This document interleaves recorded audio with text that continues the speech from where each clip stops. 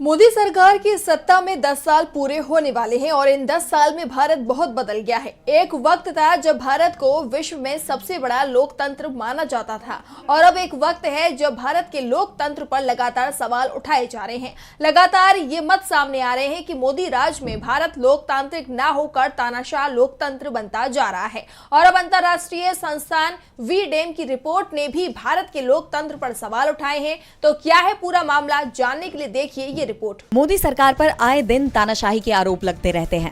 पहले तक विपक्ष ही मोदी सरकार पर ये आरोप लगाता था, लेकिन अब ये आरोप विश्व स्तर पर दर्ज हो रहे हैं। हाल ही में आई वेराइटीज ऑफ डेमोक्रेसी यानी वी-डेम इंस्टीट्यूट की डेमोक्रेसी रिपोर्ट 2024 में भारत को लेकर जो दावा किया गया है, उससे देश के लोकतंत्र पर सवाल खड़े हो गए हैं। 2018 से भारत एक चुनावी तानाशाह राष्ट्र बन गया है। इस रिपोर्ट के अनुसार भारत 2023 में ऐसे शीर्ष 10 देशों में शामिल रहा जहां अपने आप में पूरी तरह से तानाशाही अथवा निरंकुश शासन व्यवस्था है। 2018 से ही विभिन्न घटकों में गिरते स्कोर के साथ भारत तानाशाही की श्रेणी में पहुंच गया था और 2023 तक इस श्रेणी में शीर्ष 10 देशों की लिस्ट में बना रहा है।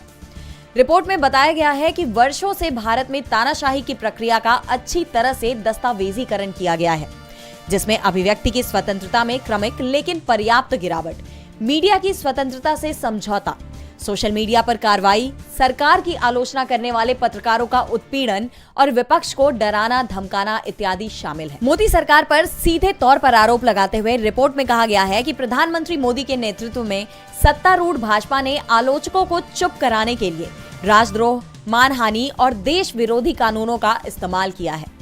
लोगों के धार्मिक अधिकारों की स्वतंत्रता का भी दमन किया है। इस रिपोर्ट में साफ तौर पर मोदी सरकार की कार्यप्रणाली पर सवाल उठाए गए हैं। भारत का संविधान हमें लोकतांत्रिक देश बताता है, लेकिन मोदी राज में लोकतंत्र कुचला जा रहा है।